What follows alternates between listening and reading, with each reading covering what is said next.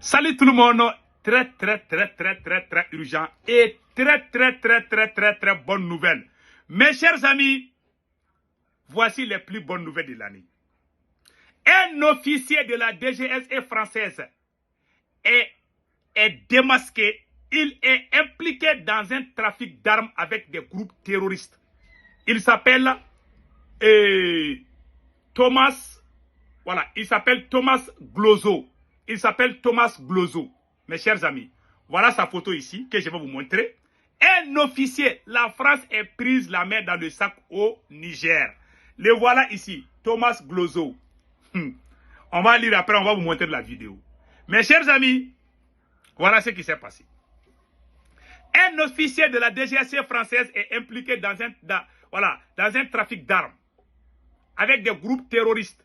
Les autorités nigériennes ont formellement identifié.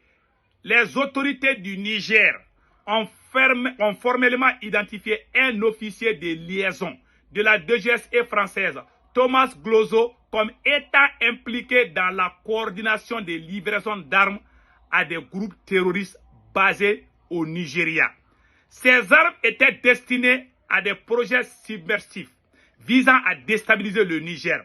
Cette information a été révélée par un chef terroriste capturé par les forces de défense et de sécurité du Niger, les FDS. Source RTN.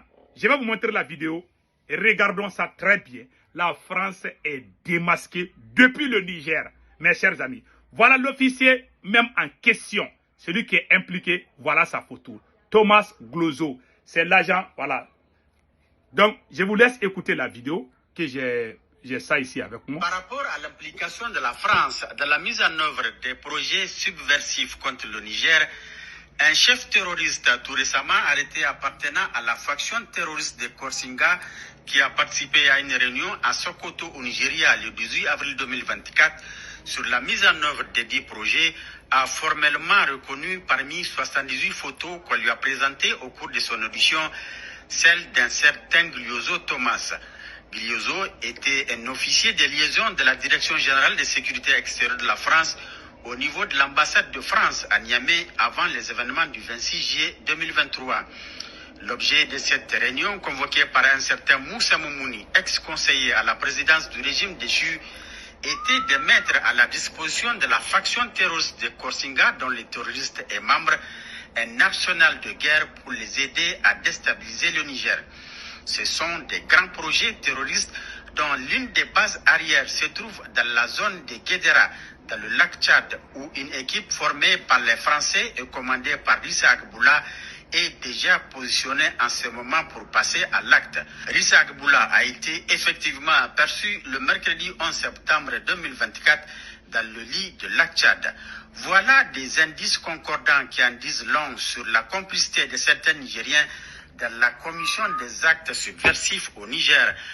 Qu'ils sachent que la vigilance des forces de défense et de sécurité est celle du peuple qui continue à soutenir le Conseil national pour la sauvegarde de la patrie et à son paroxysme. Une vigilance qui entretient cette flamme patriotique chez les Nigériens nouveaux qui prient Dieu et le Tout-Puissant nuit et jour pour la sauvegarde de la patrie. Vous avez entendu? Ce qui m'a fait mal, un ancien conseiller de Bazoum avec la DGSE française était en train de comploter avec les terroristes pour tuer les Nigériens. C'est la plus grande honte du siècle. Ils sont en train de faire la même chose au Mali. Ils sont en train de faire la même chose au Burkina Faso. C'est pour cela.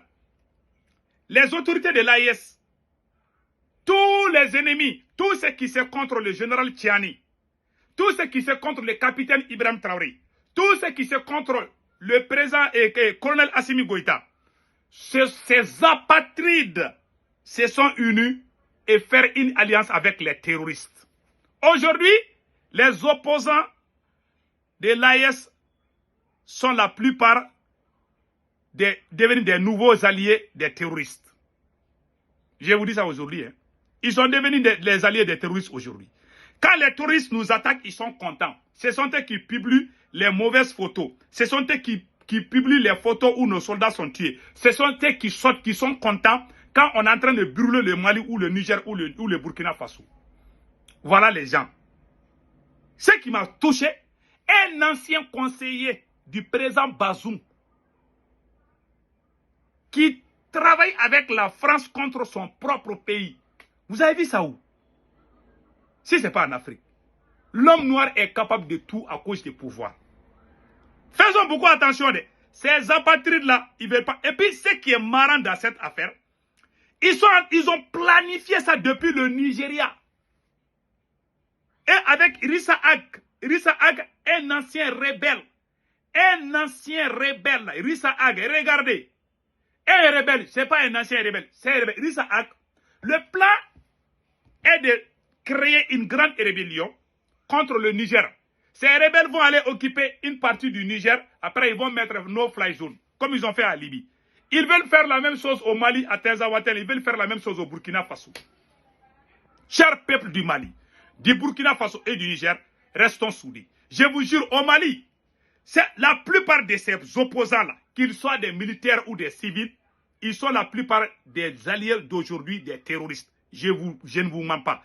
Il y a un politicien malien, Dr Oumar Mariko, qui a appelé l'OTAN de venir bombarder le Mali, son propre pays, parce que lui, il n'est plus au Mali. Donc, il a menti contre l'armée malienne, il a fui. Donc, faisons beaucoup attention. Nos services de renseignement doivent travailler matin, midi et soir. Si nous dormons seulement, ils vont passer à l'acte. Donc, ce n'est pas un complot. Il y a des citoyens de nos pays, des apatrides, qui sont complices avec les ennemis de l'extérieur. Qui veulent mettre nos pays à feu et à sang. Mais ils vont échouer. Car Dieu a béni l'AES. Et l'AES avancera, Inch'Allah. Donc, voilà entre autres, le capitaine Ibrahim Traoré l'a dit. Mais avant d'aller de cela, je veux que vous écoutez ça là. Écoutez ça. L'énergie et les matières premières. Mais personne n'a intérêt à ce que l'Afrique se développe trop. Parce que si elle se développe demain, imaginons que l'Afrique développe son industrie, comme l'a fait la Corée du Sud, un pays qui était, il y a 60 ans, aussi pauvre que le Mozambique. Si demain elle se met à fabriquer des voitures, si demain elle se met à raffiner son pétrole, si demain elle se met à produire à faire de l'agriculture et transformer ses produits agricoles, elle ne va plus acheter nos importations.